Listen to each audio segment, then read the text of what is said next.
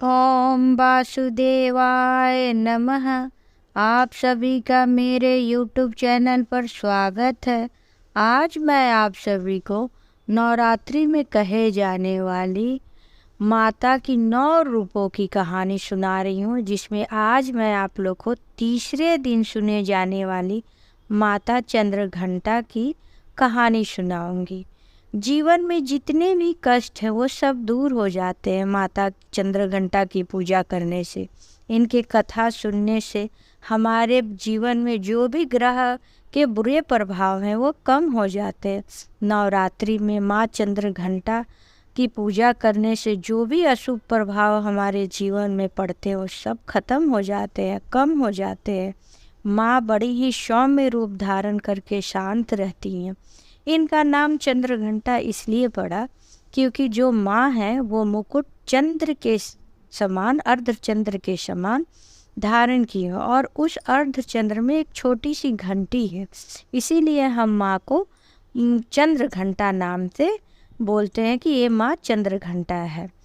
और ये माँ की सवारी जो है सिंह है, वो सिंह पे सवार है। इनकी 10 भुजाएं हैं जिसमें खड्ग, तलवार, पास, चक्र, त्रिशूल, ढाल और धनुष, यह सब माँ धारण किए हुए बड़े ही शांत रूप से भक्तों को अपना दर्शन देती हैं। इनका जो स्वरूप है वो मैंने बताया। हिंदू शास्त्र के अनुसार महिषासुर नामक एक असुर था। वो बड़ा ही पराक्रमी था, लेकिन असुर था। उसने अपने बल से स्वर्ग को जीत लिया और देवराज इंद्र को स्वर्ग से निकाल दिया। उसी प्रकार वायु, अग्नि, चंद्रमा, सूर्य, बृहस्पति, जो भी हमारे ग्रह थे सबको अपने आधिपत्य कर लिया और अपने हिसाब से वायु का वेग, अग्नि का, चंद्र का, सूर्य का, सबके कार्य को भंग करने लगा। इससे बड़े ही परेशान रहने लगे सभी देवतागण। कभी कहीं घूमते, कभी कहीं विचरण करते और हर जगह उन्हें परेशान करते थे।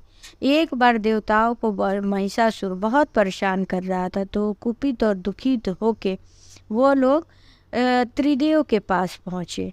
तब वहाँ पे पर्वत पे ब्रह्मा, विष्णु, महेश, जिन्हें हम त्रिदेव कहते हैं, वो तीनों लोग एक साथ बैठे थे।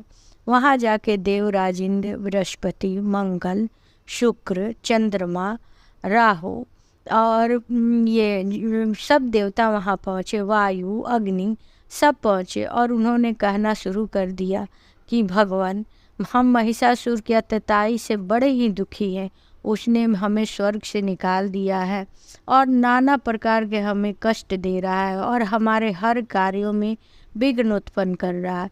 जब यह सब बातें वो अपनी कहने लगे त्रिदेव से, तो क्रोध से तीनों देवताओं के मुख से एक क्रोध रूप पुंज निकला, उनके एक तेज निकला, जो तीनों मिलके तीनों के तेज से एक गोलाकार रूप धारण कर लिया और वो विचरण करने लगा। थोड़ी देर बाद धीरे धीरे वो जो इनके क्रोध से एक गोल आकार तेज का बना था, वो एक कन्या रूप में परिवर्तित हो गया।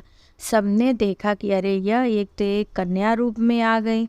तो फिर वो उन्होंने उन्हें देवी का रूप दिया। जैसे भगवान शिव ने अपना त्रिशूल दिया, विष्णु भगवान ने उन्हें चक्र दिया, ब्रह्मा जी ने अपना कमल का फूल दिया, कोई जैसे इंद्र भगवान अपना ऐरावत हाथी दिए, वायुदेव ने अपना वायु का जो शक्ति होता है वो दिया, सूर्य देवता ने उन्हें प्रकाश मुख पे उनके दिया। हर देवता ने अपने अपने शस्त्र, अस्त्र और अपना आशीर्वाद दिया, जिससे एक देवी का रूप तैयार हुआ जो सिंह पर सवार होकर बैठी थी, जो चंद्रघंटा के रूप में प्रकट हुई। सभी लोगों ने उनका जयकारा किया। तब देवी ने पूछा कि आप लोग हमें क्यों बुलाए हैं और हमसे क्या चाहते हैं। तब सभी देवतागण उनसे नमन किए और फिर आग्रह करके बोले कि हे माँ, एक दैत्यराज महिषासुर है जिसने बड़ा ही आतंक मचा रखा है, आप अगर कृपा करें तो उससे हमारी मुक्ति करें। तब माँ चंद्रघंटा युद्ध भूमि में गई और महिषासुर से का वध किया। बहुत से संग्राम हुए और बाद में महिषासुर का वध माँ चंद्रघंटा ने ही किया। फिर देवताओं ने उनकी स्तुति की और माँ अंतर ध्यान हो गई।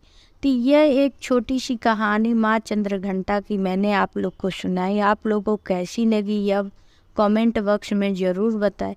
और हमें नवरात्रि के तीसरे दिन माँ चंद्रघंटा की कथा सुननी चाहिए। अगर किसी कारणवश आप अगर नहीं सुन पा रहे हैं, अगर आपके पास टाइम नहीं है, तो आप नवरात्रि में कभी भी माँ के 9 स्वरूप का वर्णन कर सकते हैं। दुर्गा सप्तशती चालीसा, दुर्गा माँ की जो कथा है पौराणिक कथा, वो सुन सकते हैं।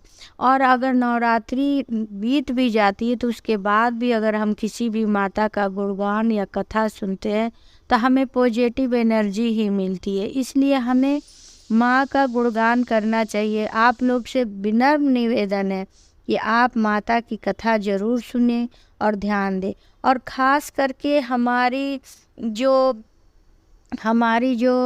माताएं हैं, नानी दादी हैं, जो अब पढ़ने में असमर्थ है या जिसके पास टाइम नहीं है कि बैठ के पढ़ पाए, तो हमारे टाइम में अब मोबाइल का ज़माना आ गया। पहले वाली तो बात है नहीं कि बुक लेके बैठेंगे तभी पढ़ पाएंगे।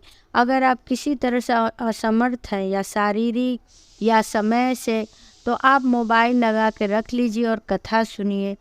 आप लोग सब लोग नवरात्रि में तो ज़रूर ही कथा सुनिए, माता का गुणगान कीजिए। ओम वासुदेवाय नमः।